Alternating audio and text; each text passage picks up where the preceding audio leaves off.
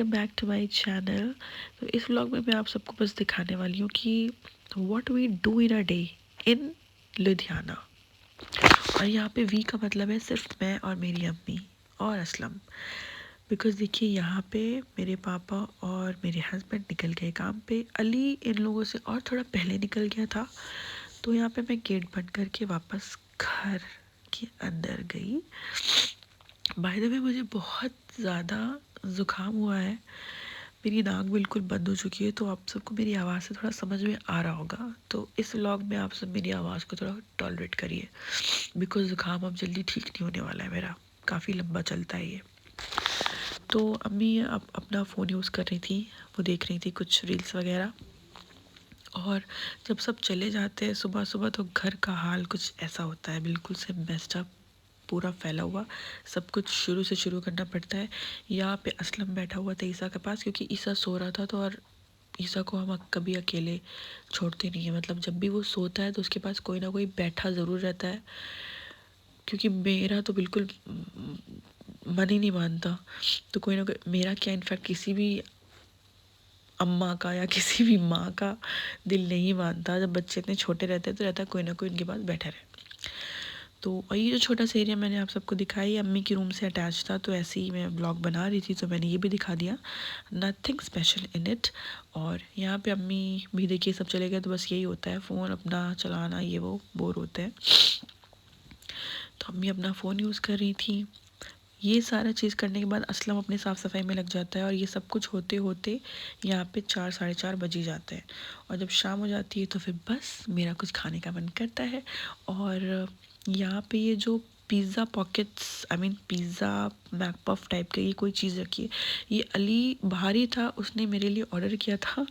और उसने कॉल किया कि अपने ब्लिंकिट से कुछ ऑर्डर किया है तुम्हारे लिए, क्योंकि उसे भी पता है हमेशा से ही कि मुझे, I just love to eat, I am the biggest foodie, I think मुझसे ज़्यादा बड़ा फूडी कोई नहीं होगा, ऐसा मुझे लगता है। एनीवेज, तो उसने कॉल किया कि अभी ऑर्डर किया है तुम उसको बना के खाओ। और ये जो पानी मैंने चढ़ाया था ये अपने रामेन के लिए चढ़ाया था, क्योंकि ये किमची रामेन थी और इसका टेस्ट फ्लेवर मुझे बहुत अच्छा लगता है। इंशा ने मुझे बताया था, तो तब से मैं खा रही हूँ। और बाय द वे इंशा की तो ये सारी चीज़ें फेवरेट है, ये सारी चीज़ें मतलब वो पिज़्ज़ा पॉकेट्स वगैरह नहीं, बट दिस रामेन। तो इसे मैंने रेडी कर दिया पानी डाल के, ये 5 मिनट में या 10 मिनट में, नहीं 5 मिनट में रेडी हो जाती है।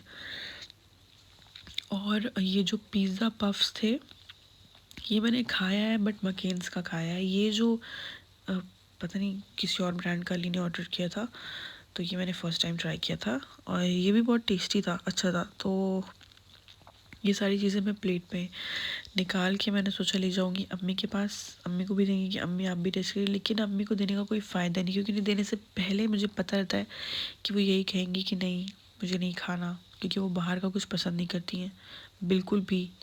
और उसके ऑपोजिट मैं हूँ और इंशा, तो उनके पास मुझे पता था कि लेके जाने का कोई मतलब नहीं, क्योंकि वो हाथ भी नहीं लगाएंगी, टेस्ट करना तो बहुत दूर की बात है। और उसके बाद ये रामेन और ये सब चीज़ें रेडी हो गई थी। ये देखिए मैं आपको पास्ता दिखा रही थी, एक बाइट लेने के बाद ये अच्छा था, मुझे इसका टेस्ट पसंद आया।